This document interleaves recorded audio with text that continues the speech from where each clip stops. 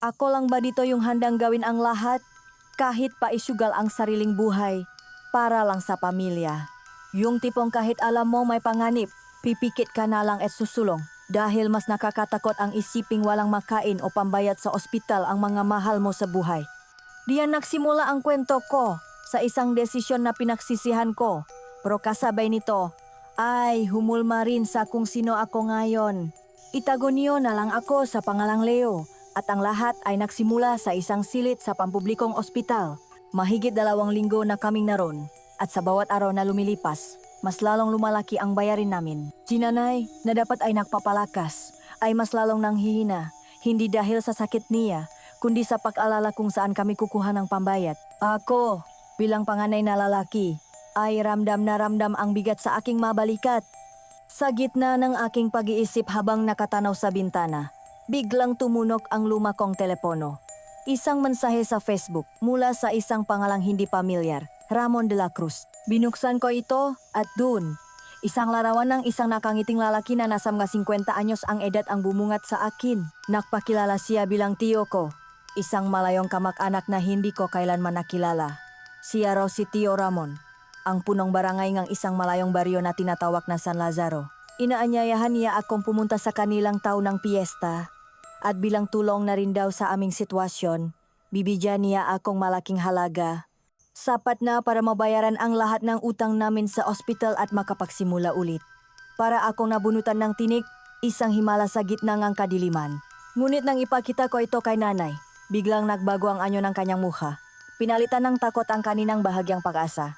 Mahigpit niyang hinawakan ang kamay ko at nanginginig ang kanyang boses nang magsalita siya. Bago daw mamatay ang tatay ko, may huling habilin ito sa kanya. Isang babala na huwag akong papayagan na tumuntong sa baryo San Lazaro. At higit sa lahat, huwag na huwag magtitiwala kay Tio Ramon. Hindi niya sinabi ang dahilan, tanging ang masalitang iyon lang. Ngunit sa aming kalagayan, ang babalang isang patay ay tila walang bigat kumpara sa pangangailangan ng isang buhay. Pilit kong kinalma si nanay. Sinabi kong mag-ingat ako na marahil ay nagbago na ang panahon at ang anumang alitan nila nun ay matagal nang nakalimutan. Para sa akin, si Tio Ramon ay hindi isang banta, kundi isang anghel na sugong ang langit. Hindi ko pa alam nun na ang anghel na iyon ay may magapakpa na gawa sa dilim at ang langit na ipinapangako niya ay may sahig na gawa sa apoy at magabuto. Hindi na ako nagsayang ng oras. Matapos ang aming pakusap ni nanay, umuwi agad ako sa aming maliit na bahay para makimpake ng ilang gamit. Habang inilalagay ko ang damit sa lumakong bag, halo-halong emosyon ang nararamdaman ko. Mayroong kabo. Dahil sa babala ni tatay, ngunit mas nangingibabaw ang paasa. Ang paasang ito na ang katapusan ng aming mapaghihirap. Bago ako tuluyang umalis, dumaan ako muli sa ospital. Naabutan ko si nanay na mahimbing na natutulok, marahil sa epekto ngamot. Hinalikan ko siya sa no at bumulong. Ipinapangako sa sarili ko na sa pagbalik ko, hindi na namin poproblemahin ang kahit ano. Tahimik akong lumabas ng kwarto, bitbit ang bag at ang manipis na pag-asa. Ngunit pagdating ko sa labas ng bahay, para akong binuhusan ng malamig na tubig nang makita ko kung sino ang nag-abang sa akin sa may gate. Nakasandal siya sa pader, nakakrus ang magabraso at may dala ring malaking backpack. Si Maya, ang matalikong kaibigan mula pagkabata. Saan ang punta mo, Aber? At bakit parang ayat kang abundo sa daming ang dala mo? Bungat niya sa akin na may kasamang mapanuksong ngiti. Si Maya ay isang babae na mas lalaki pa sa akin kung kumilos. Maikli ang buho, laging nakapantalon at t-shirt, at mas gugustuhin pang makipagsuntukan kaysa mag-ayos ng sarili. Pero sa kabilang kanyang anyo, siya ang pinakamaasahan kong kaibigan. May pupuntahan lang ako sa probinsya. Bibisitahin ko yung tiyo ko, sagot ko, pilit na iwinawaksi ang kaba. Yung Tio Ramon mo. Narinig ko kanina nung kausap mo si tita sa telepono. Sabi niya, at bigla siyang tumayo ng tuwid. Mabuti naman at handa ka na, kasi handa na rin ako. Tara na! Baka mahuli pa tayo sa biyahe! Nanlaki ang nga mata ko. Anong tara na? Hoy Maya, ako lang ang pupunta doon. Umuwi ka na sa inyo. Pero parang bingi si Maya. Ano ka ba, Leo? Alam mo namang pangarap kong makapunta sa isang probinsya tuwing piyesta. Balita ko masaya daw dun, maraming palaro at pagkain. Saka, sino ang magbabantay sa'yo? Ikaw, na lumaki sa siyudad, baka maligaw ka lang doon o kaya malokong matao. Nagpumilit ako, kaya ko ang sarili ko, Maya. Hindi ito bakasyon, may mahalaga akong gagawin. Isa pa, mapanganib, dun siya biglang sumeryoso. Kaya nga ako sasama dahil mapanganib. Akala mo ba hindi ko napapansin? Narinig ko ang paalala sa boses ni Tita. Leo, magkaibigan tayo. Walang iwanan. May sarili akong pera. Hindi ako pabigat sa iyo. Gusto ko lang siguraduhin na ligtas ka. Wala na akong nagawa. Kilala ko si Maya. Kapag may gusto siya, gagawin niya ang lahat. At sa pagkakataong iyon, alam kong mas malaki pa ang gulo kapag iniwan ko siya. Napabuntong hininga na lang ako at sumuko, sabay kaming natungo sa terminal ng bus. Maingay, magulo, at siksikan ng matao. Amoy palang usok at pinahalong pawis ay nakakahilo na. Buti na lang at nakaabot kami sa huling biyahe papunta sa probinsya kung nasaan ang San Lazaro. Mahaba at nakakapagod ang biyahe. Halos 9 na oras kaming nakaupo sa lumang bus na tila anumang oras ay bibigay na. Sa unang ilang oras, maingay pa si Maya. Punong-punong kwento tungkol sa mga inaasahan niyang gawin sa piyesta. Pero habang lumalalim ang gabi at papalayo kami sa kabihasan, unti-unti ring nawawala ang kanyang kasiglahan, napalitan itong ang katahimikan. Ang makasadang aming dinadaanan ay palit ng palit at paliko ng paliko. Wala nang mailaw sa poste, tanging ang rematadong ilaw lamang ng bus ang nagsisilbing gabay namin sa kadiliman. Sa makabilang gilid ng daan, puro na lang matataas na puno at makakapal na damuhan ang aming nakikita na tilam gahiganteng nakabang sa amin. Leo, bulong ni Maya, nahanap mo ba sa internet itong Barrio San Lazaro? Umiling ako. Wala akong makita. Kahit isang litrato o artikulo. Wala. Parang hindi siya naga-exist. Naramdaman ko ang bahagyang panginginig niya. Ang creepy naman. Sinubukan kong pagaanin ang look niya at ang sarili ko. Baka sobrang liblip lang talaga. Ganun naman sa mga probinsya, diba? Pero sa loob-loob ko, nagsisimula na rin kumalat ang kakaibang kaba. At pagkatapos ng tilawalang katapusang biyahe, huminto ang bus. San Lazaro, sigaw ng konduktor. Kami lang ni Maya ang bumaba. Pagalis ng bus, para kaming nilamon ng kadiliman at katahimikan. Nasa gilid kaming kalsada, walang ibang istruktura kundi isang luma at nabubulok na waiting shed na gawa sa kahoy. Ang tanging ingay na aming naririnig ay ang huningang kuliklik at ang pagaspas ng gadahon na tinatangay ng malamig na hangin. Walang nga bahay, walang nga ilaw, walang kataw-taw. Tumingin ako kay Maya at sa unang pagkakataon, nakita ko ang takot sa kanyang nga mata. Leo, sabi niya sa nanginginig na boses, anong klasang lugar to? Bago pa ako makasagot, isang nakakasilaw na ilaw mula sa isang motosiklo ang biglang sumalubong sa amin mula sa madilim na daan. Huminto ito sa aming harapan at ang aninongang isang malaking lalaki ang unti-unting nabuo sa aming paningin. Hindi nagsalita ang lalaki. Tinanggal niya ang kanyang helmet at doon namin nakita ang kanyang mukha sa dilim na ilaw ng motorsiklo. Kulubot ang kanyang makapal ang kilay, at may paklat na bumabaktas sa kanyang kanang pisngi. Ang kanyang mga mata ay walang emosyon, malamig at mapanuri. Tumingin siya sa akin mula ulo hanggang paa. Ikaw ba si Leo? Tanong niya sa isang boses na magaspang na tila hindi sanay gamitin. Tumango lang ako, hindi magawang magsalita dahil sa kaba. Pagkatapos ay bumaling ang tingin niya kay Maya at mas lalong kumunot ang kanyang Sino to? Sabi niya. Na para bang si Maya ay isang hindi inaasahang problema. Bago pa ako makapagpaliwanag, mabilis na humakbang si Maya, kumapit sa braso ko at ngumiting napakatamis sa lalaki. Magandang gabi po, Manong, kasintahan niya po ako si Maya. Naku, pasensya na po kayo, hindi po kasi kami mapaghiwalay nitong gasileo lalo na't piyesta. Alam niyo na po, pag-ibig, alos masamid ako sa sarili kong galaway sa narinig ko. Ngunit ang pegarte ni Maya ay tila epektibo. Bahagyang nawala ang pekasimangot ng lalaki kahit nananatili ang pagdududa sa kanyang mata. Nakibit-balikat na lang siya. Sakay na, utos niya, habang isinasalpak ang bag namin sa likuran ng motor. Hirap kaming makasya. Ako ang nasa gitna, habang si Maya ay nasa likod ko, mahigpit ang kapit sa aking baywang. Walang imik na pinaandar ng lalaki ang motorsiklo at sumuwang kami sa kadiliman. Hindi kami sa pangunahing kalsada dumaan, kundi sa isang makitid na daan ng lupa na halos natatakpan ng matataas na damo at mga baging. Ang masangang puno mula sa makabilang gilid ay tila makamay na sinusubukang abutin kami. Mabilis at walang ingat magpatakbo ang lalaki, hindi inaalintana ang malubak at bato. Sa bawat liko, pakiramdam ko ay malalagla kami. Ramdam na ramdam ko ang pangingini ni Maya sa likod ko. At hindi ko alam kung dahil ba sa lami o sa takot. Pagkatapos ng halos 15 minutos na bayahe sa nakakapangilabot na daan ng iyon, natanaw namin ang isang malaking bahay. Malaki at luma gawa sa bato at kahoy istilong Espanyol.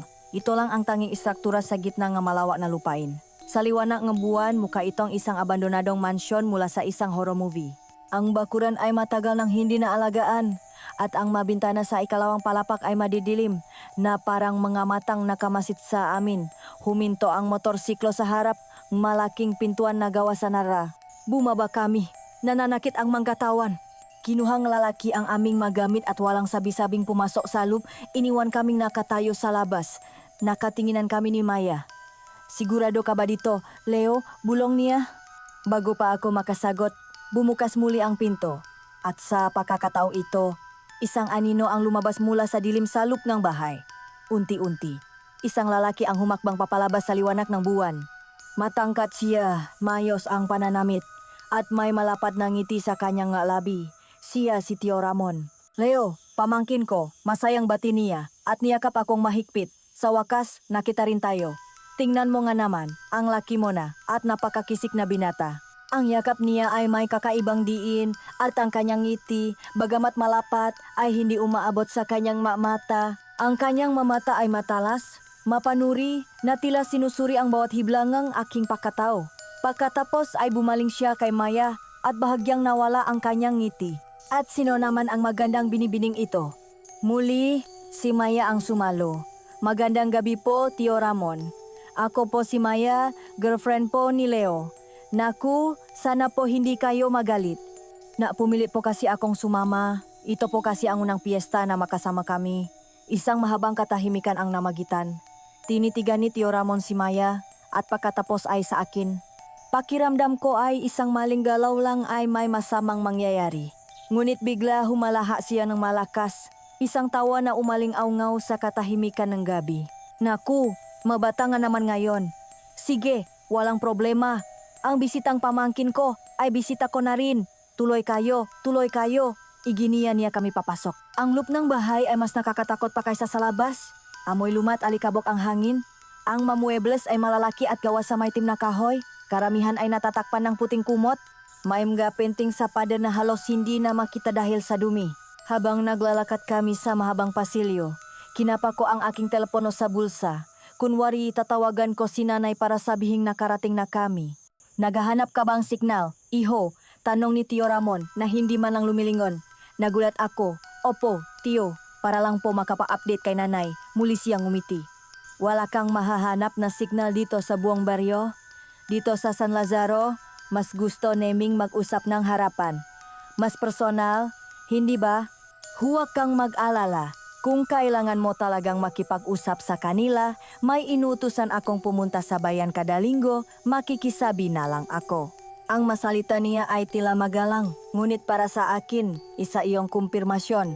Putol na ang aming ugnayan sa labas, nakakulong kami. Dinala niya kami sa isang malawak na hagdanan na umugong sa bawat tapa namin. Dinala niya kami sa isang kwarto sa ikalawang palapag. Ito ang magiging silit ninyo. Magpahinga na kayo. Mahaba ang bayahe ninyo. Bukas na tayo makwentuhan ng mas mahaba. Pagkasabi noon, tumalikot na siya at iniwan kami. Isinarado ang mabigat na pinto na may kasamang malakas na kalabo na para bang hudyat na wala na kaming takas. Pagpasok namin sa silid, isang amoy nga alikabok at matagal na hindi nagamit na kahoy ang sumalubong sa amin. Malaki ang kwarto, mas malaki pa sa buong salang bahay namin sa siyudad. Ngunit ang kalakihan nito ay hindi nakapagbigay ng komportable. Bakus ay nagdagdag pa sa kakaibang pakiramdam. Sa gitna ay isang malaking kama na may 4 na haligi, gawa sa maitim at mabigat na kahoy. Ang maaparador at isang maliit na mesa sa gilid ay natatakpan kang puting tela. Nasa dilim ay tila magamultong tahimik na nakmamasit. Lumapit ako sa bintana na may magarehas na bakal na masinsin ang disenyo. Sinubukan kong buksan pero hindi ito gumagalaw na para bang matagal na itong hindi nabubuksan. Tiningnan ko naman ang pinto. May lock ito sa loop pero mukhang luma at marupok. Ang mas nakapagtaka ay ang mabigat na trangka na nasa labas. Para kaming nga bisitang ikinulong, hindi tinanggap. Ang weird ng lugar na to, sabi ni Maya habang inilalapak ang kanyang bag sa sahig. At yung Tio Ramon mo, ngumingiti nga, pero parang may tinatago. Baka mali yung ginawa kong pagsisinungaling na girlfriend mo ako. Hayaan mo na, nangyari na. Sabi ko, kahit ako man ay kinakabahan, kailangan lang nating maging maingat. Isipin mo na lang, ilang araw lang to. Pagkatapos ng piyesta, may pera na tayo at makakaalis na rin. Sinubukan naming hanapin ulit ang signal sa aming matelpono, pero wala talaga. Para kaming nasa ibang mundo, naputol ang lahat ng koneksyon sa aming buhay. Dahil sa pagod, nakpasya na rin kaming matulog. Iisa lang ang kama, kaya nakasundo kami nasa makabilang gilid kami hihiga, makatalikuran. Ngunit kahit anong pilit kong ipikit ang aking mga mata, hindi ako dalawin ng antok. Ang bawat ugong ngangin sa labas, ang bawat kaluskos ng gadaga sa kisame ay nagpapatindik ng aking mabalahibo. Hindi ko alam kung anong oras na ako nakatulog, pero ang pahintong ng aking kamalayan ay tila saglit lamang. Nagising ako sa isang tunok, nung una ay mahina lang, parang isang bulong na dalangang hangin. Pero habang tumatagal, ito ay lumalakas at nagiging ritmiko. Isang grupo ng gabosas na sabay-sabay na nag-usap, hindi sa paraan ng pakuwentuhan, kundi sa paraan ng pagdarasal o pag-awit. Isang dasal na hindi pamilyar sa aking pandinig, malalim at nakakapangilabot. Mahina kong tinapik si Maya. Maya, gising. Agad siyang napabalikwas. Ano yun? Tanong niya. Halata ang takot sa kanyang boses. Itinuro ko ang direksyon ng tunok sa labas ng bintana. Dahan-dahan kaming bumangon. Maingat na hindi makagawa ng anumang ingay. Naglakad kami papunta sa bintana na parang mga magnanakaw sa sarili naming kwarto. Mahirap makita ang labas dahil sa alikabok sa salamin at samgarehas.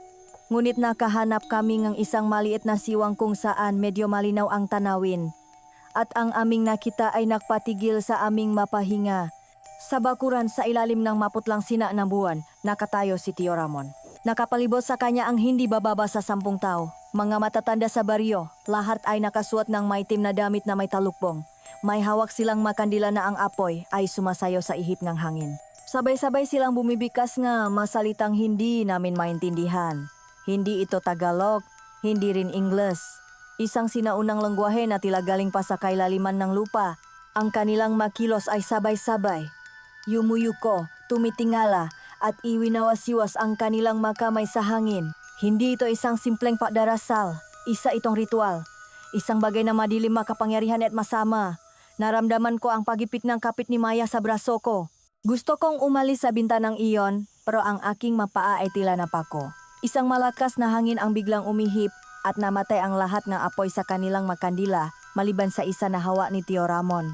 Sa puntong iyon, tumigil sila sa pag-awit. Itinaas ni Tio Ramon ang kanyang kandila at sa isang malakas na sigaw na hindi ko mawari kung saang lengguwahe, ibinagsak niya ito sa lupa. Pagkatapos nun, isa-isa silang naglakad pabalik sa kani-kanilang nga anino hanggang sa si Tio Ramon na lang ang natira bago siya pumasok muli sa kanyang madilim na bahay. Mabilis kaming umatras ni Maya mula sa bintana, nangingini ang aming matuhot. Bumalik kami sa kama at umupo, balot ng katahimikan. Walang sinuman sa amin ang gustong unang maksalita. Dahil ano nga ba ang aming sasabihin? Paano mo ipapaliwanag ang isang bagay na ganun? Kailangan na nating umalis dito. Leo, basak ni Maya sa katahimikan. Bukas na bukas din. Tumango ako. Ang pangako ng pra ay biglang nawalan ng halaga. Ang kaligtasan na namin ang nakataya. Para malaman ang oras, kinapoy ni Maya ang kanyang telepono sa maliit na mesa sa tabi ng kama. Ngunit wala siyang makapa. Nasaan na yun? Tanong niya habang binubuksan ang maliit na ilaw sa mesa. Tumingin kami. Wala ang telepono, wala sa mesa, wala sa ilalim ng unan, wala sa sahig. Impossible, sabi ni Maya. Sigurado akong dito ko lang nilagay. Bago tayo matulog, nakpanik kami. Tahimik ngunit mabilis naming hinaluhok ang buong paligid ng kama. Bawat sulok, bawat tela pero wala talaga. At doon, isang mas nakakatakot na katotohanan ang tumama sa akin. Tiningnan ko ang pinto. Nakalo pa rin mula sa loob ayon sa pagkakaalala ko. Ang nga bintana ay may rehas. Paanong nawala ang telepono? Isang malamig na pakiramdam ang gumapang sa aking likuran. Habang nanonood kaming ritual, habang ang aming atensyon ay nasa labas. May pumasok. May pumasok sa aming kwarto habang kami ay gising. Kinuha ang telepono at umalis ng walang anumang tunog. Nilingon ko si Maya at nakita ko sa kanyang mata ang parehong realisasyon. Hindi kami nag-isa sa kwartong ito kanina. May kasama kami. At ang kumuhang telepono, ang layunin ay hindi para magnakaw. Ang layunin ay para siguraduhing wala na kaming paraan para makahingi ng tulong. Wala nang natira sa gabing iyon para sa tulong. Makatabi kaming nakaupo sa kama, makayakap sa takot, nakikinig sa bawat kaluskos, sa bawat alinggaw sa loob ng malaki at masamang bahay na iyon. Ang unang gabi pa lang, pakiramdam namin, binibilang na namin ang aming nga huling sandali. Hindi na kami nakatulog pa. Magdamag kaming gising, makayakap sa takot, pinakikinggan ang bawat kaluskos at lagitik ng lumang bahay. Nang sumilip ang unang sinangang araw sa mga rehas ng aming bintana, hindi ito nagdala ng gaan sa aming pakiramdam. Bakus, mas idinagdag pa nito ang bigat dahil alam naming kailangan naming harapin ang isang buong araw sa lugar na ito. Gutom at pagod, naglakas loob kaming lumabas ng silid. Kailangan ni Maya mabanyo at ako man ay uhaw na uhaw na. Dahan-dahan naming binuksan ang pinto. Ang pasilyo sa ikalawang palapag ay madilim pa rin. Tila hindi inaabot ng liwanag ng araw. Ang ngapenting sa dingding ay tilam gamatang nakamasid at ang katahimikan ay nakakabingi. Sa dulo ng pasilyo, nakita namin ang isang pinto na sa tingin namin ay ang banyo. Bantayan mo ako, bulong ni Maya at pumasok siya sa loop habang ako'y naabang sa labas, sandali-sandaling lumilinggon sa aming likuran. Wala pang isang minuto, isang malakas at nakakataranta na sigaw ang narinig ko mula sa loop. Leo, agad kong itinulak ang pinto. Naabutan ko si Maya na nakasandal sa pader, namumutla at nanginginig habang nakaturo sa isang bahaging dingding na gawa sa kahoy. May tao, may naninilip, humihigbing sabi niya. Mabilis kong tiningnan ang kanyang itinuturo. Sa unang tingin, wala akong napansin. Ngunit nang lumapit ako, doon ko nakita ang isang napakalit na butas. Marahil sinlaki lang ng dulo ng ballpen. Sumilip ako at wala akong nakita kundi kadiliman. Ngunit narinig ko ang isang mahinang kaluskos sa kabilang panig na tila may taong namamadaling umalis. Isang galit na hindi ko may paliwanag ang biglang bumalot sa akin. Para sa isang taong laging umiwas sa gulo, handa akong pumatay sa oras na iyon. Lumabas akong banyo at walang ingat na sinipa ang pintong katabing silit na isa palang lumang bodega. Sa gitna ng mga alikabok at sapot ng gagamba, nakita ko siya, isang matandang lalaki, marahil nasa mga 70 anyos na nakayuko sa isang sulok. Payat siya, may mahabang puting buhok na madumi at dilaw ang kanyang mamata. Nang tumingin siya sa akin, isang ngiti na nagpakitang kanyang manangingitim na ngipin ang sumilay sa kanyang ngalabi. Siya si Mang Cardo. Anong ginagawa mo dito? Matanda ka, sigaw ko, nanginginig sa galit. Bakit mo sinisilipan ang kaibigan ko? Umarte siyang nagulat at dahan-dahang tumayo. Naku iho, pasensya na. Naghahanap lang ako ng malumang basahan. Inutusan ako ni Ramon. Ang kanyang pagsisinungaling ay halatang halata. At ang paraan ng pagtingin niya kay Maya, na ngayon ay nasa likuran ko na, ay punong pagnanasa. Nandidiri ako. Gusto ko siyang suntukin, pero pinigilan ko ang sarili ko. Nanginginig sa galit at takot, hinila ko na lang si Maya palayo doon. Hayaan mo na, Leo. Halika na, umalis na tayo dito, sabi niya. Bumaba kami sa malawag na hagdanan. Sa ibaba sa isang mahabang mesa, nakaupo na si Tio Ramon, kalmado na nagbabasa ng diaryo at humihigop ng kape, na parabang walang nangyaring kakaiba kagabi. Oh, gising na pala kayo mga bata, masay niyang bati. Hali kayo at makagahan. Tamang-tama, kaluluto lang ni Nida. Mula sa kusina, lumabas ang isang babaeng nasa mga 50 anyos din, si Aling Nida. Tahimik siya at may lungkot sa kanyang mamata. Naglapak siya ng mainit na pandesal, bibingka at isang pitsel ng sokolate sa mesa. Pipilitin na sana naming kumain nang biglang lumitaw sa aming gilid si Mang Cardo. Bago pa kami makapayriyek, lumapit siya kay Maya. Hindi niya ako pinansin. Inilapit niya ang kanyang mukha sa buhok ni Maya at yuminga nga malalim. Isang malakas na pagzinghot na narinig namin lahat. Sabi niya sa isang nakakakilabot na boses. Kay tamis ng iyong amoy, ineng. Amoy sariwang bulaklak na pinitas sa hardin. Napatayo ako, handa ng sumigaw, nang biglang maksalita si Tio Ramon, hindi inaalis ang tingin sa kanyang diaryo. Cardo, hayaan mo ang mabisita. Bumalik ka na sa iyong ginagawa. Ang boses ni Jai kalmado pero may din, puno NG autoridad. Agad na umatras si Mang Cardo pero bago umalis, gumisimuna si Jai sa amin. Naku, pasensya na kayo diyan. Sabi ni Tio Ramon, ibinababa ang diaryo at ngumingiti sa amin. Medyo may pagkasinto-sinto na iyan dahil sa katandaan, pero hindi naman nananakit. Ang kanyang paliwanag ay walang kabuhay-buhay. Halatang alam niya kung anong klaseng tao si Mang Cardo. Nawalan na kami ng gana, Pero pinilit pa rin naming umupo at kumain para hindi makmukhang bastos. Kumuha ako ng padesal, habang si Maya ay kumuha ng isang hiwangang bibingka. Sinubo niya ito at ninuyang ang ilang beses. Bigla, nakita kong nagbago ang itsura niya. Nalaki ang kanyang mga mata at tila siya masusuka. Mabilis niyang kinuha ang serbilyeta at iniluwa ang kanyang kinakain. Anong problema, tanong ko? Hindi siya sumagot. Nanginginig ang kanyang makamay habang dahan-dahan niyang binubuksan ang serbilyeta sa ibabaw ng kanyang plato. Tumingin ako at pakiramdam ko, umakyat lahat ng dugo ko sa ulo. Sa gitna ng inuyang bibingka, mayroong isang kumpol. Isang buhol-buhol na kumpol ngang mahabang buho na itim na tila sinadyang ilagay sa gitna ngang kakanin bago ito lutuin. Hindi lang ito isang hibla, isa itong maliit na pugat ngang kadugyutan. Napatingin kami sa isa-isa at pagkatapos ay kay Aling Nida na nakatayo hindi kalayuan. Nakita niya ang aming reaksyon at nakita ko ang takot sa kanyang mga mata. Pero hindi ito takot para sa amin. Takot ito para sa kanyang sarili. Sabay kaming napatayo ni Maya. Pasensya na po, tiyo. Buso na po pala kami, sabi ko. Hinila si Maya paalis sa lamasang iyon. Ang bawat kagat, ang bawat tingin, ang bawat amoy sa bahay na iyon ay isang anyongang pagbabanta. Isa itong malinaw na mensahe. Hindi kami mabisita, kami ang kanilang laruan. At ang laro ay nagsisimula pa lamang. Pabalik namin sa kwarto, agad na isinara ni Maya ang pinto. Nangingini pa rin siya sa galit at pandidiri. Demonyo sila, Leo. Niloloko nila tayo. Pinaglalaruan. Kailangan na nating umalis dito ngayon din. Sigaw niya sa pabulong na paraan. Paano? Sagot ko. Habang sinusubukan kong pakalmahin ang sarili kong nagwawalang dibdib. Paano tayo aalis? Maya, wala tayong telepono. Hindi natin kabisado ang lugar. At tingnan mo, sabi ko, itinuturo ang bintanang may rehas. Para tayong mga ibon sa hawla. Kung mapapani tayo, mas lalo lang nilang malalaman na may alam na tayo. Mas mapapabilis lang ang kung anumang masamang balak nila sa atin. Kailangan nating magpanggap. Kailangan nating umarte na parang walang nangyari. Hirap siyang tanggapin ang sinabi ko, pero alam niyang tama ako. Umupo siya sa kama, ipinikit ang mga mata at humingang ang malalim. Ilang sandali pa, isang katok sa pinto ang muling nagpatindik sa aming mga balahibo. Bumukas ito at pumasok si Tio Ramon. Ang kaninang magili niyang mukha ay napalitan ng isang seryosong ekspresyon. Leo, Maya, nais kong humingi muli ng paumanhin sa nangyari kanina sa agahan. Isang malaking kahihiyan sa aking pamamalakat, sabi niya.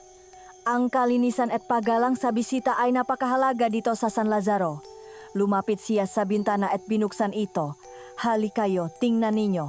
Nagalangan man, lumapit kami mula sa aming bintana, tanaw ang likod bahay. Nakita namin doon si Aling Nida, ang matandang tagapagluto na nakaluhot sa lupa.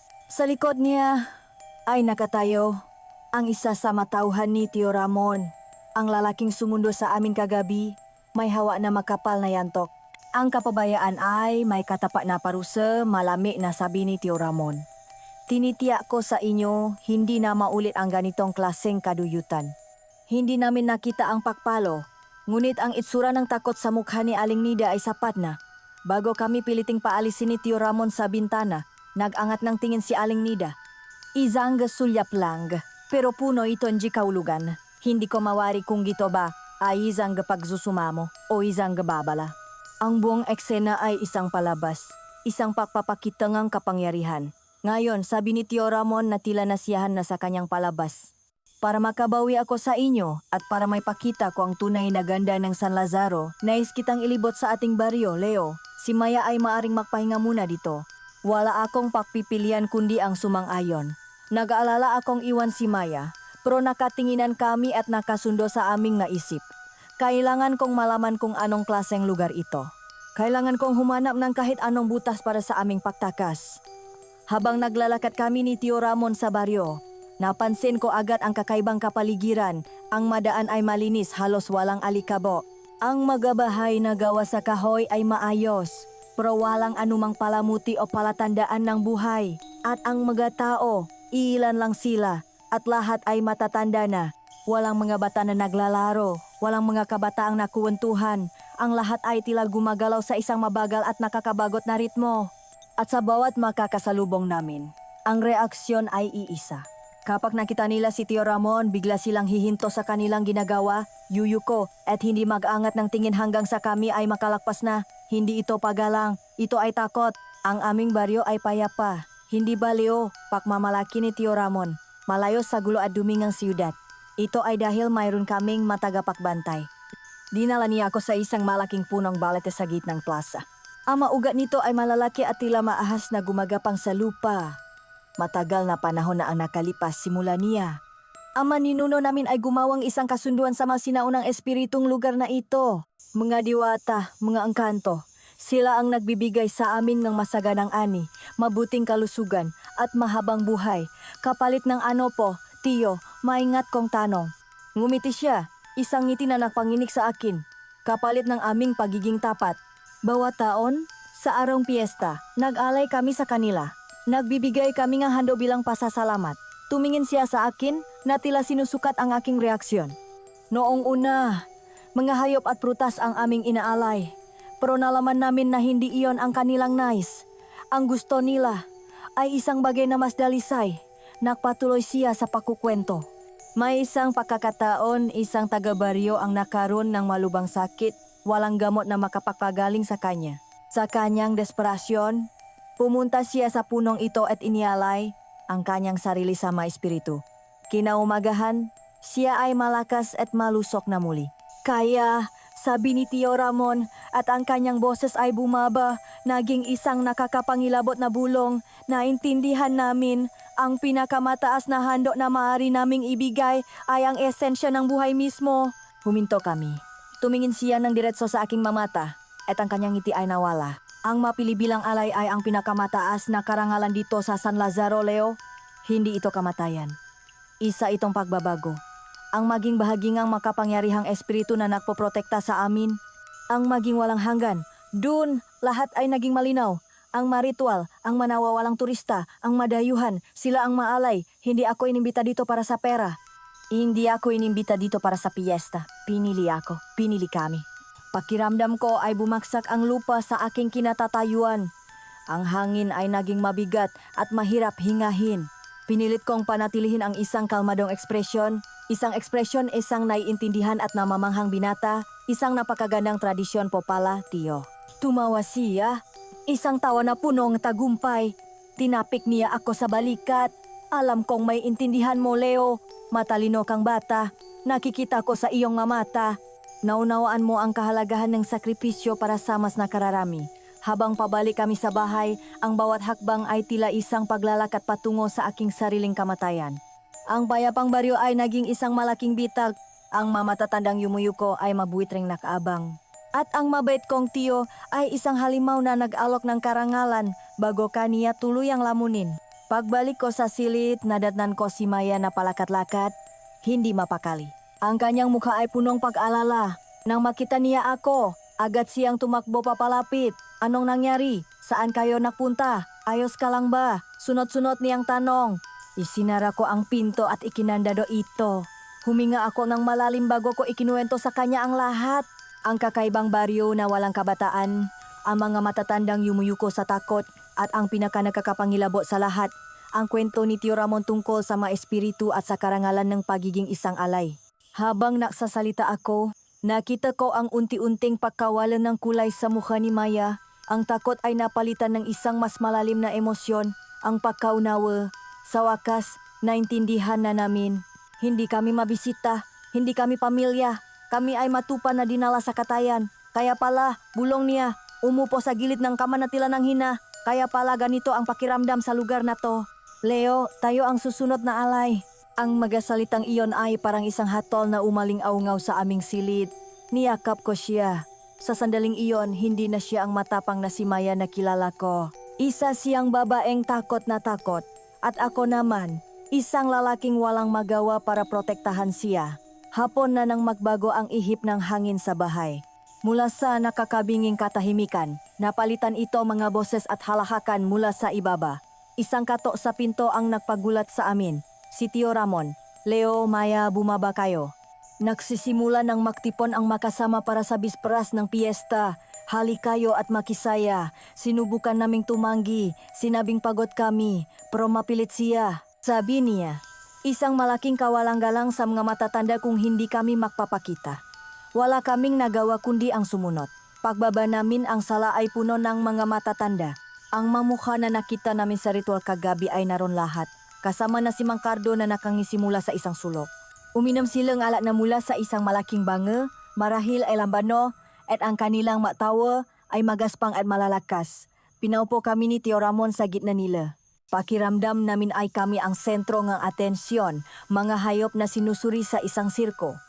Napakabagay ninyong dalawa, sabi ngang isang matandang babae na bigla na lang kinurot ang tagiliran ni Maya. Mataba ang iyong balakang, Ineng. Magandang mga anak, nagtawanan ang lahat. O nga, segundang isa pa. Isang bagong buhay sa baryo ang pinakamagandang handog na matatanggap nga mga tagapagbantay. Isang malaking biyaya ang kapalit niyan. Ang kanilang mga salita ay punong kalaswaan. Pero sa likod nito, alam na namin ang tunay nilang kahulugan. Ang biyaya ay para sa kanila. Ang handog ay ang magiging anak namin. Nandidiri at nasusuklam. Sinubukan naming makpaalam. Ngunit hinawakan ni Tio Ramon ang aking braso. Sandali lang, iho. Huwag kang makmadali. Ngumiti siya. At may kinuha sa isang maliit na mesa sa kanyang tabi. Isang mangkok na puno bagong lutong chicharon. Mainit pa ito at umuusok. Ang amoy nito ay masarap, pero para sa amin, ito ay amoy ng kamatayan. Heto, Leo, sabi niya, inilalapit ang mangkok sa akin. Tikman mo, paborito ito ng tatay mo nung nabubuhay pa siya. Chicharon, espesyal na gawa dito sa San Lazaro. Ang pabanggit niya sa aking ama ay parang isang sundang na itinara sa aking puso. Isa itong laro sa isipan, isang paraan para mas lalo kaming pahirapan. Ang chicharon ay nakapatong sa isang plato na may saping lumang diaryo. Para hindi maging bastos, kumuha ako ng isang piraso, kahit na ang aking sikmura ay bumabaliktad na. Para maiwasan ang kanilang mga mapanuring tingin, kinuha ko ang isang piraso nga maduming diaryo para kunwari pakpakpagan ang mantika sa aking kamay. At doon, ang aking mamata ay napako sa isang maliit na artikulo sa gilid ng pahina. Isang balita tungkol sa isang hiker na nawala sa kabundukan ng probinsya ilang buwan na ang nakalipas. Mayroong isang maliit at malabong litrato nga laki.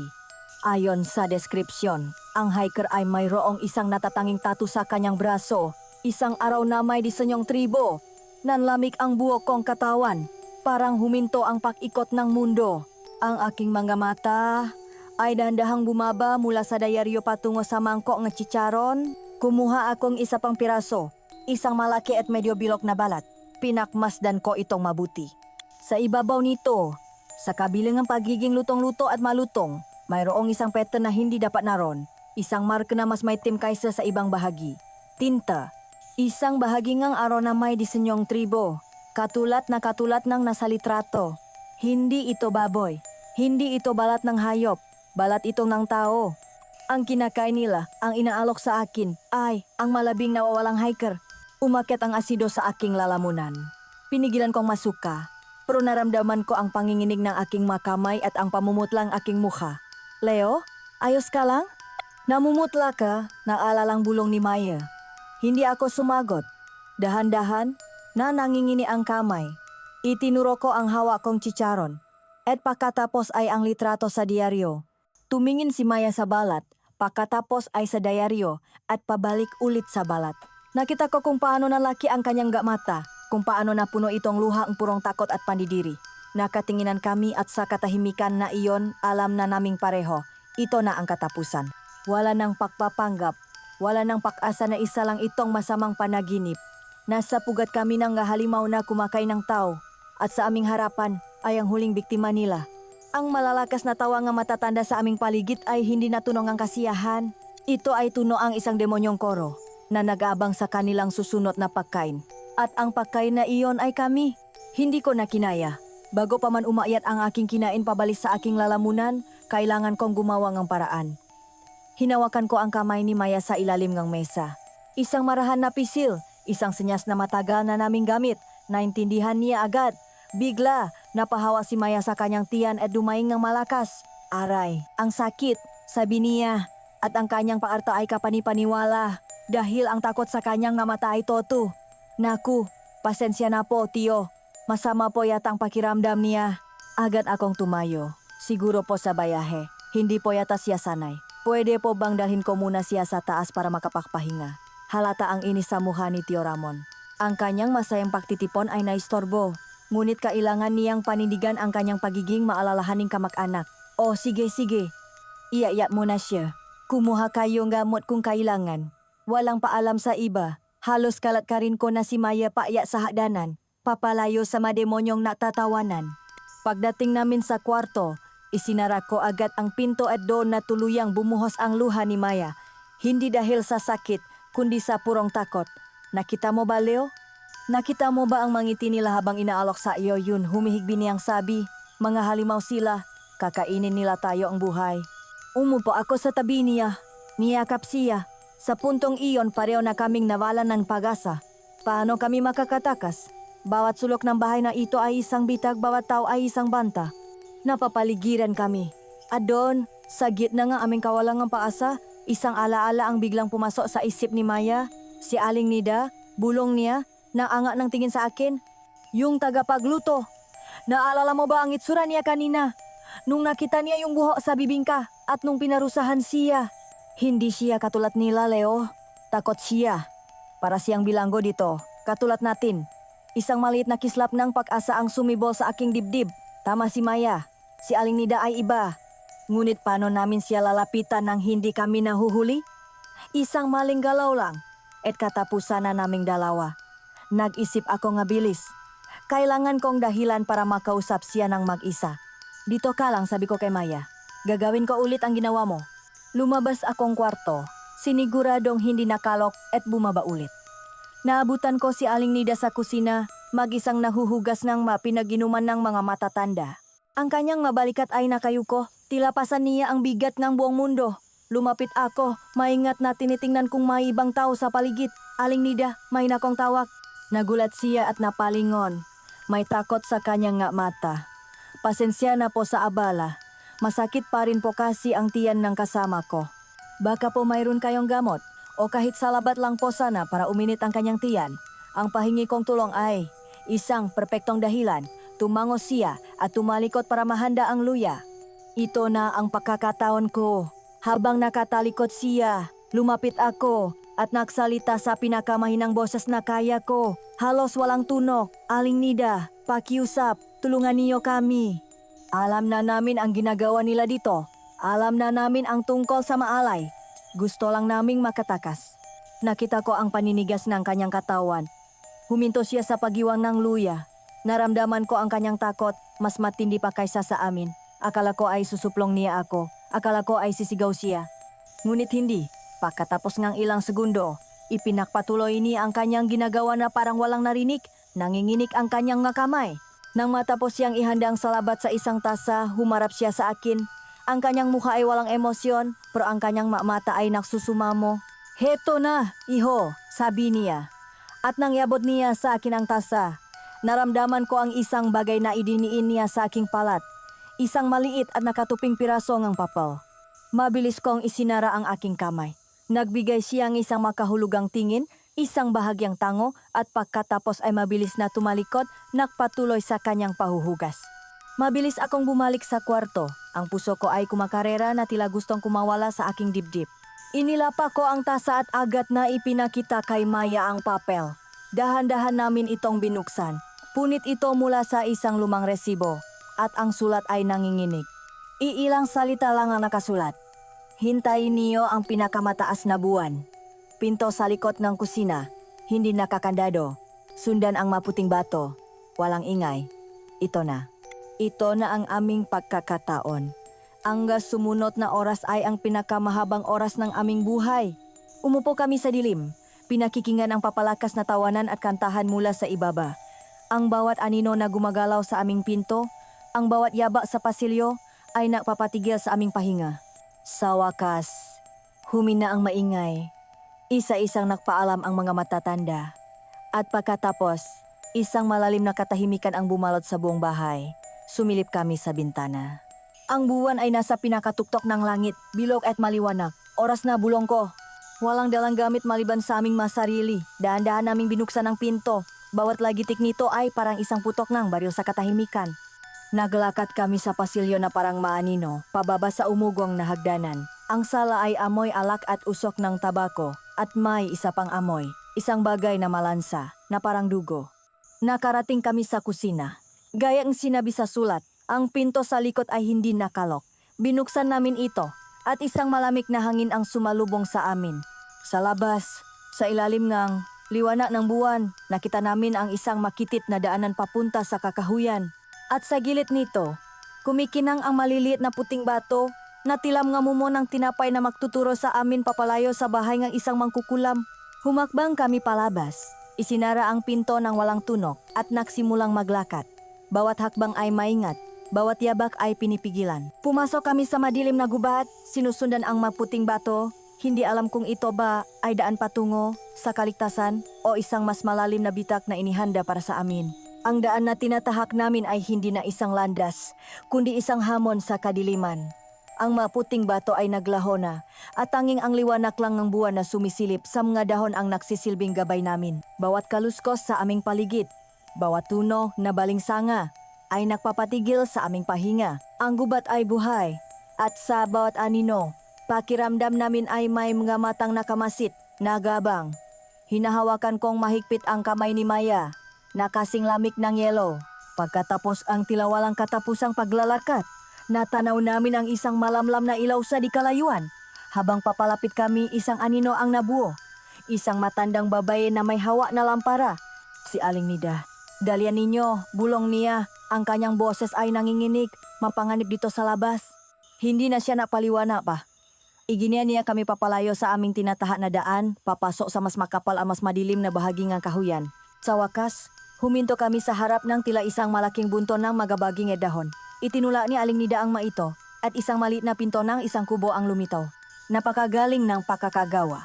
Halos imposibleng mapansin kung hindi mo alam na naroon ito. Pumasok kami sa loop. Ang kubo ay maliit lang, sapat lang para sa 2 o 3 tao. Simple lang ang nagamit, isang papak, isang maliit na mesa at 2 upuan. Sa ibabaw ng mesa, may isang gasera na nagbibigay liwanag sa buong silid. At sa tabing gasera, nakaupo ang isang dalaga.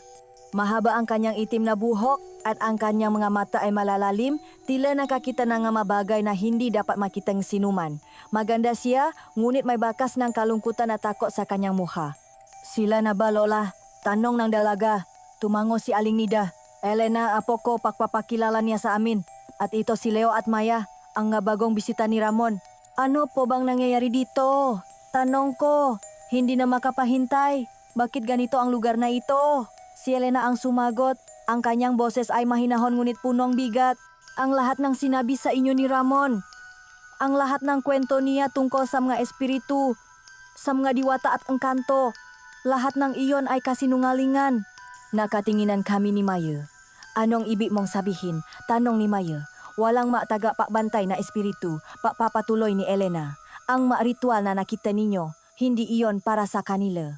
Si Ramon at ang mga naunang matatanda sa baryo ay gumawa ngang isang kasunduan. Ngunit hindi sa mga espiritu ngang kalikasan, gumawa sila ngang kasunduan sa isang demonyo na nindik ang aking mga balahibo. Ang demonyong iyon ang nagbibigay sa kanila ng mahabang buhay at protection. Kapalit nito, kailangan nilang mag-alay. Kailangan nilang maghandok ng buhay ng madayo, ng mga taong naliligaw sa lugar na ito. Ang piyesta ay salamang palabas. Isang dahilan para makapangakit sila ng magabagong biktima at ang pagkain, bulong ni Maya na tila nasusuka sa alaala ng chicharon. Tumango si Elena at may pumatak na luha mula sa kanyang nga mata. Oh, ang pagkain sa kanilang nga biktima ay bahagi nga ritual. Sa paniniwala nila, sa pagkain nilang laman at pag-inom ng dugo, nakukuha nila ang lakas at esensyang buhay nga maito. Iyon ang nagpapanatili sa kanila na buhay at malakas. Hindi ko nakinaya. Napasandal ako sa dingding. Ang aking matuhod ay nanghihina. Ito ay mas malala pa sa aking inakala. Paano mo nalaman ang lahat ng ito? Tanong ko kay Elena. Dahil ako mismo ay muntik ng maging alay. Sagot niya. At sa unang pagkakataon, narinig ko ang panginginig sa kanyang boses. Hindi ako taga rito. Napatpat ako sa San Lazaro ilang taon na ang nakalipas. May nakilala akong isang binata at nagmahalan kami. Ngunit dahil ako ay isang dayo, ako ang pinili nilang maging alay para sa isang mahalagang ritual. Sinubukan niya akong itakas, pero nahuli siya at pinatay ng gatauhan ni Ramon. Ako, nagawa kong makatakas sa gubad bago pa magsimula ang ritual. At mula nun dito na ako nagtatago sa tulong nga aking lola. Ang kwento niya ay isang suntok sa aming nga sikmura. Ang lahat ng pag-asa namron kami ay biglang naglaho. Kung ang isang taga rito ay hindi nakaligtas, paano pa kaya kami? Wala na tayong pag-asa, sabi ko. Hindi tayo makakaalis dito. Mayroon mabilis na sagot ni Elena. Mayroon pero napakadelikado. Tumingin siya sa amin. Ang kanyang nga mata ay nakaapoy sa determinasyon. Hindi natin sila kayang labanan ng harapan. Marami sila. At alam nila ang bawat sulok ng lugar na ito. Kailangan nating sirain sila mula sa loob. Kailangan nating gamitin ang kanilang pinakamalaking kahinaan laban sa kanila. At ano yun? Tanong ni Maya. Tumingin si Elena ng diretso kay Maya. Isang sanggol. Ang pinakakinasasabikan ni Ramon, ang isang bagong silang nasanggol, isang inosenteng buhay ay ang susi para sa isang mas makapangyarihang ritual. Isang ritual na sa tingin niya ay makbibigay sa kanya ng tunay na immortalidad, hindi lang mahabang buhay. Na sinungaling ka, nakasintahan ka niya, sabi ni Elena, na ipinapakita ang bilis ng daloy ng impormasyon mula sa kanyang lola. Ngayon, kailangan mong gumawangang isang mas malaking kasinungalingan. Kailangan mong magpanggap na buntis ka. Natigilan kami. Ang plano ay nabuo sa aming harapan. Simple ngunit napakadelikado. Kapa nalaman ni Ramon na buntis ka, paliwanag ni Elena. Hindi na niya kayo agad gagawing alay. Kayo na ang magiging pinakamahalagang bagay sa buong baryo. Poprotektahan niya kayo sa lahat ng bagay. At ang pagiging possessive niyang iyon, ang kanyang paranoia na may mang-agaw sa kanyang biyaya, iyon ang gagamitin natin. Makakagulo ang mamatatanda, mag-agawan sila. At habang abala sila sa paaway, doon tayo kikilos. Ang plano ay isang sugal na ang taya ay ang aming manggabuhay. Ngunit habang tinitingnan ko ang determinasyon sa mukha ni Elena, at ang takot sa mukha ni Maya, alam ko na wala na kaming ibang pagpipilian. Ito na lang ang tanging daan. Gagawin ko, sabi ni Maya. Ang kanyang boses ay nanginginig ngunit buo. Tumingin siya sa akin, naghahanap ng lakas. Tumango ako, gagawin natin. Bago pa man mabukang liwewe, maingat kaming inihati ni Aling Nida pabalik sa madilim na bahay. Bawat hakbang namin pabalik ay mas mabigat, mas nakakatakot kaysa sa pag-alis. Ngayon, hindi na lang kami mabiktima na walang muwang. Mga kasabwat na kami sa isang mapanganib na plano at ang entablado ay ang mismong pugat ng mahalimaw. Kinaumagahan, sinimula ni Maya ang kanyang pag-arte. Habang nasa hapagkainan, halos hindi niya ginagalaw ang kanyang pagkain. Namumutla siya at laging napapahawak sa kanyang no. Ayos ka lang ba, Maya? Tanong ni Tio Ramon na may bahit ng pakainis sa kanyang boses. Masama po yata ang pakiramdam ko, mahinang sagot ni Maya. Bigla, tinakpan niya ang kanyang bibig at nagmamadaling tumakbo palabas. Natila nasusuka. Ako naman ay mabilis na tumayo. Ginagampanan ang papel ngang isang nag-aalalang kasintahan. Pasensya na po, Tio. Susundan ko lang po siya. Sinundan ko si Maya sa hardin kung saan ako kunwari siyang sumusuka sa likod ng isang halaman. Okay ba? Bulong ko. Okay lang? Sabihin mo lang. Parating na ang pinakahihintay nilang biyaya. Sagot niya na may kasamang mapait na ngiti. Ang aming palabas ay nagpatuloy sa buong maghapon. Si Maya ay laging nakahiga habang ako na may laging nasa tabi niya. Kunwari ipinapaypayan siya at hinahaplos ang kanyang no. Ang pakainis sa mukha ni Tio Ramon ay unti-unting napalitan ng isang kakaibang interes. Tila may ideya na siyang nabubuo sa kanyang isipan. Hapon na nang kumato siya sa aming silid. Hindi maganda ang itsura ni Maya, sabi niya. Habang sinusuri si Maya mula ulo hanggang paa, ipapasuri ko siya. Ipinatawag niya si Aling Nida. Ngunit sa pagkakataong ito, hindi bilang tagapagluto. Si Nida ang pinakamagaling na hilot dito sa baryo, paliwanag ni Tio Ramon. Alam niya kung ang isang puno ay malapit ng mamunga. Dumating si Aling Nida, dala ang isang maliit na botelya ng langis. Ang kanyang mukha ay seryoso, walang bakas ng pagkakakilanlan. Umupo siya sa tabi ni Maya at sinimulang gawin ang kanyang papel. Hinawakan niya ang puso ni Maya, tiningnan ang ilalim ng kanyang mata, at dahan-dahang ipinahit ang langis sa tiyan ni Maya. Marahang diniinan ito, ang bawat segundo ay tila isang oras. Nakatayo si Tio Ramon sa isang sulok, hindi kumukurap, naaabang. Pagkatapos ng ilang sandali, huminga nga malalim si Aling Nida. Tumingin siya kay Tio Ramon. Ang kanyang nga mata ay puno ng isang solemne at makahulugang tingin. Ang tibo ang kanyang pulso ay dalawa, sabi niya. Malakas at mabilis. Ang babaeng ito ay nagdadalang tao. Isang nakakabinging katahimikan ang bumalot sa silid. At pagkatapos, isang malakas na tawa ang kumawala mula kay Tio Ramon. Isang tawa na puno ng ligaya, ng tagumpay, at ng kabaliwan. Biyaya! Isang biyaya! Sigaw niya, habang itinaas ang kanyang makamay sa hangin. Para siyang nasisiraan ng bait sa tuwa. Ngunit ang kanyang tuwa ay mabilis na napalitan. Ang kanyang mga mata ay biglang naging matalas. Punong paranoia. Ang biyayang ito ay kailangang protektahan, sabi niya. Agad siyang lumabas at bumalik na may kasamang 2 tauhan. Mula ngayon, utos niya, hindi na kayo maaring lumabas ng silid na ito nang wala akong pahintulot. Maglalagay akong bantay sa labas ng inyong pinto 24 na oras. Para ito sa inyong kaligtasan. Opisyal na kaming naging magabilanggo. Naging mabilis ang pakalat ng balita.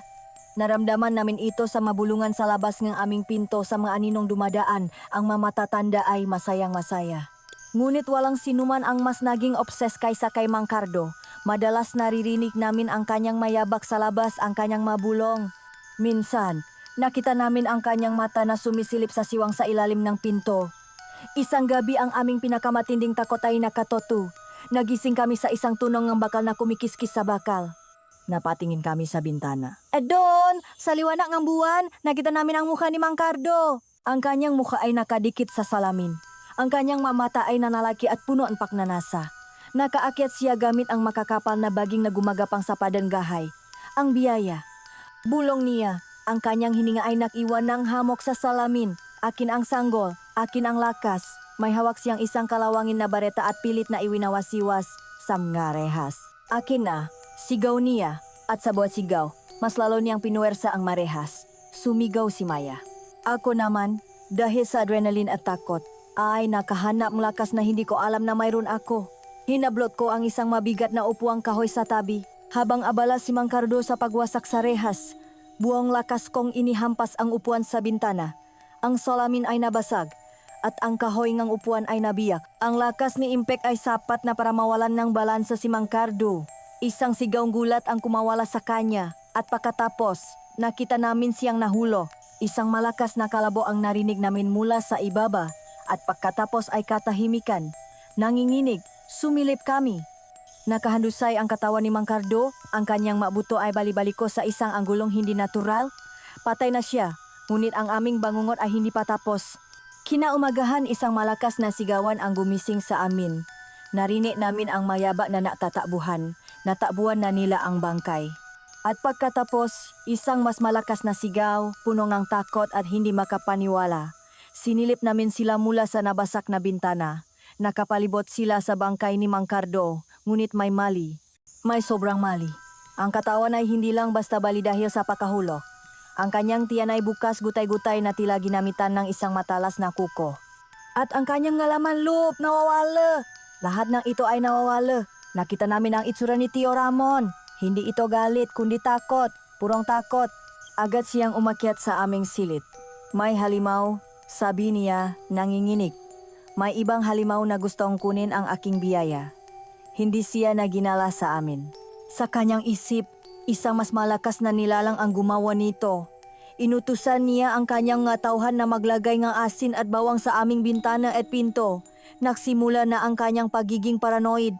Ang plano ni Elena ay gumagana sa isang paraan na mas karumal-dumal at mas nakakatakot kaysa sa aming inaasahan.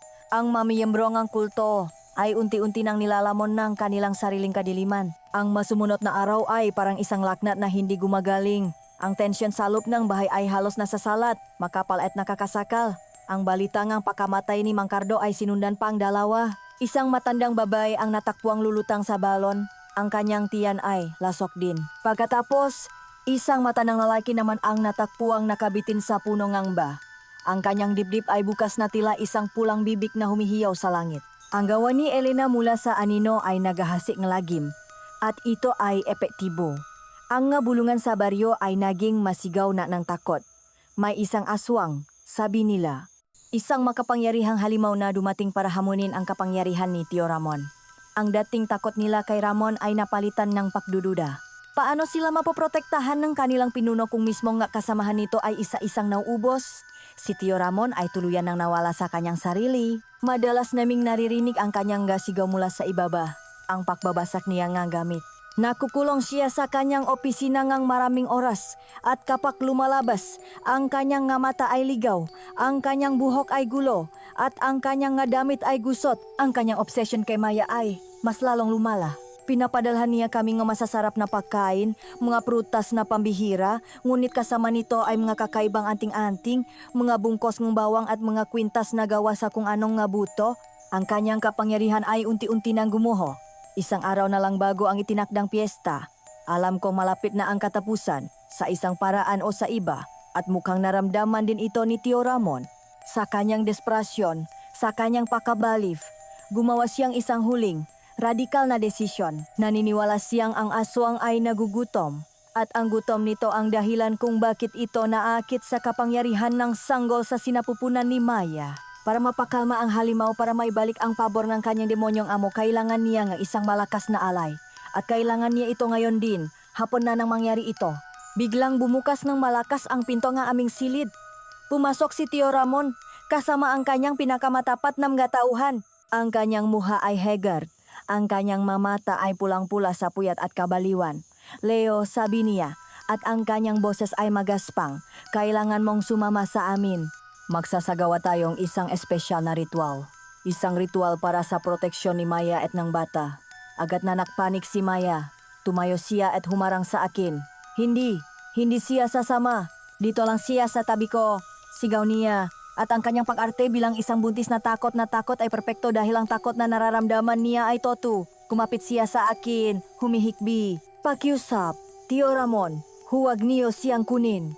Ngunit ako, naalala ang plano ni Elena na ang layunin ay mahasik ng kaguluhan, ay alam kong hindi ako maaring lumaban. Tumingin ako kay Maya, isang tingin na puno ng kahulugan, isang tingin na nagsasabing magtiwala ka. Pagkatapos, humarap ako kay Tio Ramon na may isang ekspresyon ng kalmadong pagtanggap. Kung ito po ang kailangan para sa kaligtasan ng aking mag-ina, sabi ko na may diin sa bawat salita, gagawin ko po ang lahat. Ang aking kalmadong pagtanggap ay mas lalong nakpagulo sa isipan ni Tio Ramon. Mas inaasahan niya ang pagpupumiglas. Ang aking pagsunod ay isang bagay na hindi niya maintindihan. Marahas akong hinila ng kanyang tauhan papalayo kay Maya. Ang mga siga at pagiya ni Maya ay umaling-aungaw sa buong pasilyo habang kinakalat-kat nila ako. Sa huling pagkakataon, lumingon ako sa kanya. Ang kanyang mukha ay punong luha at takot. Iyon na marahil ang huling pagkakataon na makikita ko siya. Dinala nila ako pababa, hindi sa sala o sa labas, kundi sa isang pinto na hindi ko pa napapansin noon, sa ilalim ng hagdanan. Isang pinto na papunta sa isang madilim at mabahong silong. Ang amoy ng lupa, kalawang, at lumang dugo ang sumalubong sa akin. Ang madingding ay basa at may maitim na mansa. At sa gitna ng silid, may isang malaking blokeng bato, patak sa ibabaw, na tila isang altar. Nakapalibot dito ang manatitirang matatandang kulto. Ang kanilang mamuha ay balot ng takot at pag-asa. Ang halimaw ay gustong kunin ang aking biyaya. Sigaw ni Tio Ramon na para bang isang balih na propeta. Ngunit hindi ako papayag. Ang alay na ito ay magpapalakas sa atin. Ang dugo niya ang magpapatahimik sa uhaw na lupa. Pinuwersa nila akong humiga sa malamig na bato. Pinunit nila ang aking damit. Tumingala ako at nakita ko ang maanino na sumasayaw sa kisame, dala ng liwanag mula sa ilang sulo na nakasabit sa dingding. Nakita kong kinuha ni Tio Ramon ang isang mahaba at kumikinang na punyal mula sa isang baul. Ang talim nito ay may kakaibang hugis, tila isang ahas. Ang mamatatanda ay nagsimulang mag-usal ng kanilang nakakapangilabot na dasal. Ipinikit ko ang aking mamata, ang mukha ng aking ina, ang mukha ni Maya, ang huling maimahe sa aking isipan. Nagawa ko na ang aking bahagi. Umasa na lang ako na si Elena ay handa na rin sa kanya. Dinilat ko ang aking mga mata sa huling pagkakataon. Nakita ko si Tio Ramon na itinaas ang punyal. Ang kanyang mga mata ay nalilisik sa kabaliwan. Ang liwanag mula sa sulo ay kumislap sa talim nito. At sa salimong kanilang madasal, sinimulan niyang ibaba ang punyal, diretso sa aking dibdib. Nang nagsimulang bumaba ang talim ng punyal, ang oras ay tila bumagal. Ito na ang katapusan. Ipinikit ko ang aking mamata. Tinatanggap ang aking kapalaran. Ngunit bago pa man dumampi ang malamig na bakal sa aking balat, isang malakas na sigaw mula sa itaas ang pumunit sa katahimikan ng silong. Sinundan ng tunog na babasa na kahoy. Biglang bumukas ang pinto ng silong at isang tauhan ni Ramon ang pumasok. Ang mukha ay putla sa takot. Pinuno sigaw niya ang babay. Wala na siya sa kwarto. Sinira niya ang pinto at tinula ang bantay. Ang lahat ay natigilan. Ang punyal ni Tio Ramon ay huminto. Ilang pulgada na lang mula sa aking dibdib. Ito na ang pagkakataon ko. Gamit ang lahat ng natitira kong lakas, sumigaw ako sa mga matatanda. Mga hangal, hindi niyo ba nakikita? Isa lang itong palabas. Kapak nakuha na niya ang sanggol, kapak naging immortal na siya. Sa tingin niyo ba ay hahatian niya kayo? Isa-isa niya kayong papatayin para solohin ang kapangyarihan. Ang aking masalita, kasabing biglang kaguluhan, ay naktanim ng lason sa kanilang maisipan. Naktinginan sila sa isa't isa, ang kanilang pag-asa ay napalitan ng pagdududa. Ngunit ang kanilang pagtatalo ay biglang natigil. Lahat kami ay napatingin sa hagdanan. Isang anino ang dahan-dahang bumababa. Si Elena. Ngunit hindi na siya ang babaeng nakita namin sa kubo. Ang kanyang mamata ay nagliliwanag sa dilim na tila dalawang baga. Ang kanyang magalaw ay hindi nagalaw ng isang tao, kundi nga isang mandaragit. Elena, hindi makapaniwalang sabi ni Tio Ramon. Paano? Patay ka na. Isang ngiti ang sumilay sa malabi ni Elena. Isang ngiti na napakita ng ngiping mas matalas at mas marami kaysa sa normal. Hindi ako basta namatay, Ramon. Sagot niya. At ang kanyang boses ay tila nanggagaling sa maraming lalamunan. Ginawa mo akong halimaw. At ngayon, nagugutom ako. Sa isang kisap mata, nagbago ang kanyang anyo. Ang kanyang makuko ay humaba at naging mapatalim. Ang kanyang balat ay nagdilim. Siya ang aswang. Siya ang halimaw na pumapatay sa mapatatanda. Siya ang kanilang kinatatakutan. Isang impyerno ang naganap. Gumalaw si Elena na parang isang ipo-ipo ng kamatayan. Ang ngatauhan ni Ramon, na malalaki ang katawan, ay parang mabasahan na kanyang pinupunit. Ang mga matatanda ay nagsisigaw. Sinusubukang tumakas, ngunit walang sinuman ang nakaligtas sa kanyang mga kuko. Sinubukan siyang labanan ni Tio Ramon gamit ang kanyang punyal, ngunit para lang siyang isang batang nakikipaglaro sa isang bagyo, sa isang mabilis na galaw. Pinilipit ni Elena ang kanyang kamay at kinuha ang punyal. Itinapon niya ito sa isang sulok. Sinakal niya si Ramon at itinaas sa ere. Patawat, humihigbing sabi ni Ramon. Pakiusap. Tumawa si Elena. Isang tawa na nakakapangilabot. Isang tawa na puno ng sakit at paghihiganti. At pagkatapos, sa harap ng aking mga mata, ibinaon niya ang kanyang makuko sa dibdib ni Tio Ramon at hinugot palabas ang kanyang tumitibok pang puso. Iyon na ang huling bagay na nakita ko bago ako lamunin ng kadiliman. Nagising ako sa isang nakakasilaw na puting liwanag.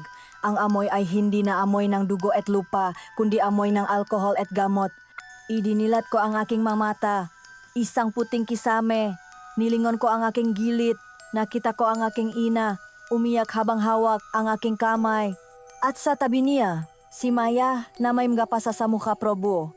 At umiyak din. Leo, sabi ni nanay, salamat sa Diyos, gising ka na. Ligtas na kami. Pakalipas ng ilang linggo, habang nagpapagaling ako sa ospital, ikinuwento sa akin ni Maya ang lahat. Gaya ang napaplanuhan, sinira niya ang pinto para gumawa ng gulo. Sa gitna ng masaker na ginagawa ni Elena, dumating si Aling Nida at tinulungan siyang mahanap ako sa silong. Makasama nilang kinalatkat ang aking walang malay na katawan palabas ng bahay, papunta sa kakahuyan kung saan sila naktago. Doon sila natakpuan ng mga pulis na ipinadala ng aking ina na hindi na mapakali sa pag-alala. Lumipas ang maraming taon. Ako ay isa ng pulis at si Maya naman ay isang NBI agent. Ang mapaklat ng nakaraan ay naroon pa rin. Mabangungot na bumibisita sa amin paminsan-minsan. Pero makasama naming hinarap ang lahat. Si nanay ay malusok na. Ayon sa investigasyon, ang baryo San Lazaro ay isa ng ghost town. Ang manatirang taga-baryo ay naksialisan, dala ang makwento ng isang gabingang kabaliwan at kamatayan. Ang bahay ni Tio Ramon ay nasuno. Walang nakakaalam kung paano. Ang lugar na iyon ay isa na lamang alamat, isang babala na ibinubulong sa makalapit na bayan. Minsan, sa katahimikan ng gabi, naalala ko pa rin ang ngamata ni Elena, ang ngamata ng isang halimaw na ipinanganak mula sa kasamaan ng tao. Iniligtas niya kami. Ngunit sa isang paraan na habang buhay, naming hindi malilimutan. Natutunan ko sa San Lazaro na ang pinakakakatakot na halimaw ay hindi yung mga may pangil at kuko, kundi yung mga nakangiti, nag-alok ng tulong, at tinatawag kang pamangkin. At minsan, ang tanging paraan para labanan ang isang halimaw ay sa tulong ng isa pa